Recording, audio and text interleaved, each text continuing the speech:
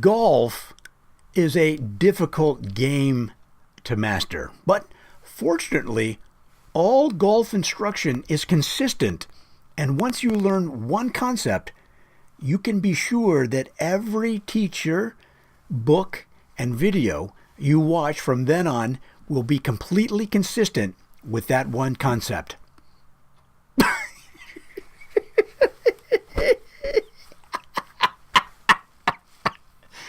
No, that will never happen. What I meant to say was, there's so much conflicting advice, tips, and tutorials in golf. I don't know who to trust. One instructor told me, you should hit a fade. Another said, by the look of your swing, you should hit a draw. Huh? To give you an example, I consulted my library of 40,000 golf books and 67,000 videos. Here we go. Tempo. Tom Watson said in Getting Back to Basics, you'll never play good golf if you don't hit the ball hard. Okay? And then David Leadbetter in Faults and Fixes said, appreciate the sensation of swinging the club head through the ball as opposed to hitting at it. But then Jim Flick on golf said, the pursuit of power is one of the most dangerous things in golf. Which is it?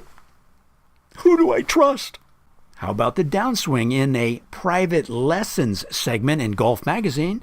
They once said, trigger your downswing by rolling your left ankle toward the target. But in the same private lessons section of Golf Magazines at another time, they said initiate the downswing by shifting the hips toward the target. Which one should I choose? And then Corey Pavin in his book Shot Making said, the downswing begins by turning your left shoulder down and to the left. Is it the ankle? Is it the hips? Is it the shoulder? I don't know. What about the backswing? How about your backswing? Well, let's get some tips there. Yeah, because Ernie Els in his book How to Build a Classic Golf Swing says, load up the power in your backswing because now is the time to coil your upper body as much as possible. Great. But then David Leadbetter in Faults and Fixes says, never swing the club past the horizontal position at the top of your backswing. But then Tom Watson said, as long as the left side is in control, you can get away with dipping below parallel, past horizontal. He said Ben Hogan did it in the early part of his career. Which one is it? How about something simple like ball position?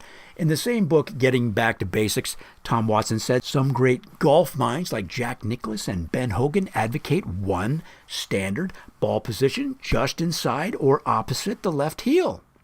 But Harvey Penick, in his little red book, Harvey Penick, a legendary golf instructor, said the driver and teed up 3-wood are the only clubs you want to play off your left heel. What about something as basic as a stance, right? David Leadbetter in Faults and Fixes once wrote, many players associate a wide stance with greater stability and power. That's a mistake. But then Jim McLean in his book, The 8-Step Swing, said, use a wide stance. The best drivers played from a wide base. What about head position? On the website PGAtour.com, Mike McGettrick once analyzed David Duval's swing by saying, if you're trying to keep your head down during the swing, you may want to rethink that advice after looking at David's impact position. He looks past the ball and more down the target line through the hitting area. But then John Jacobs, in his classic golf instruction book, Practical Golf, said, head down is one of the oldest mandates and still makes good sense for the majority.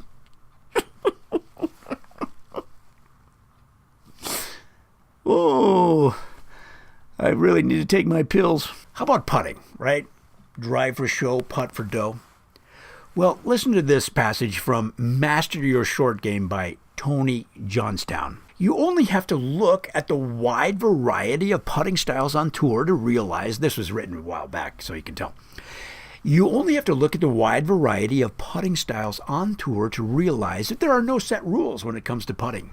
Jack Nicklaus, for example, crouches low over the ball with an open stance, while Greg Norman stands very upright and closed. Freddie Couples putts with his left hand below the right on the club, whereas Ben Crenshaw uses a standard grip with the right hand in its normal position below the left. But Bernard Langer separates his hands on the club completely. And then there was an American player at one time on one of the minor tours named Mike Holbert, who only used one hand to putt. Which is it?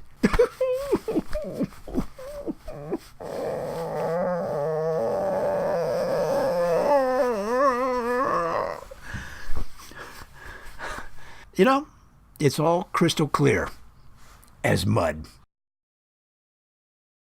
Folks, that's all I have for now. Don't forget to comment, like, and subscribe, and we'll see you next time.